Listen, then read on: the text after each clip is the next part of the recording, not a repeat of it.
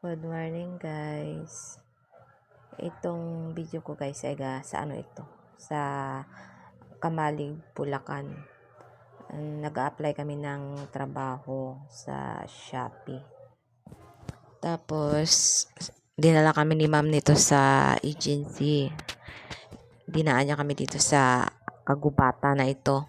Natakot kami kasi nga sabi namin, "Hala, bakit dito kami dumaan nakakatakot." Sige na lang, wala na kami magawa, lang kami babalik kasi nga malayo pag iikot pa kami kaya shortcut ito kaya dito kami dumaan. At saka itong araw na ito ay may bagyo talaga siya. Ang lakas ng hangin at saka ulan. Pero tuloy pa rin ang pag-a-apply namin. Kaya nagtatawanan na lang kami. Wala naman kami magawa Tatawanan na lang kami kahit maulan o malakas man ang hangin dyan.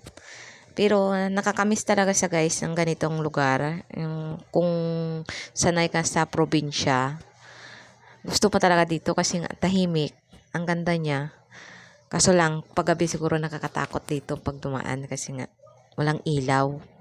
Walang ano dito tawag nito, walang kabahayan. Ano talaga siya, puro damo. Kakahuyan siya. Hindi ko masyadong maganda ang video ko kasi nga ang hirap mag-video kasi nga may nakahawak ako ng payong. May bit-bit pa akong tubig. Ayan sa guys, nakikita nyo yung bali-bali na yung kahoy. Akasya ata. Ayan, ang akasya. Ayan. Ang lakas talaga ng ano dyan, hangin. Ayan. Ang layo nito kung saan, sobra ata 30 minutes ang nilakad namin para makarating dun sa agency na yun. Sa agency para makapirma ng kontrata. At ito siya, yung dinadaanan namin ay baha. Ayan.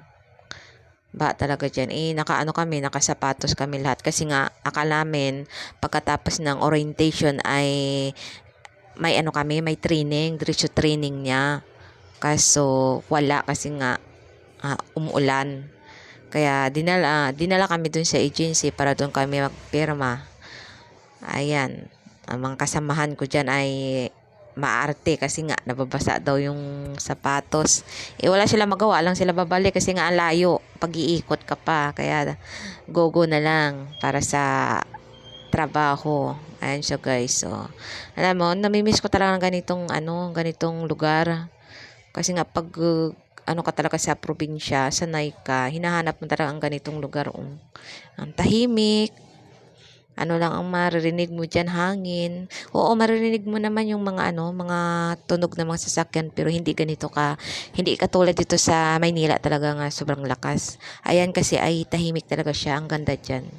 Kaya ang layo-layo pa tong lakarin namin Ganireklamo nga ako diyan kasi nga sabi ko, "Ma'am, ang layo-layo naman, sakit na sa paa." Kinabukasan yan, umpisa na kami. Ang kinuha naming oras ay panggabi kaya ito umaga na siya. Konti lang dyan ang video ko kasi nga kulang talaga sa tulog na 11 hours.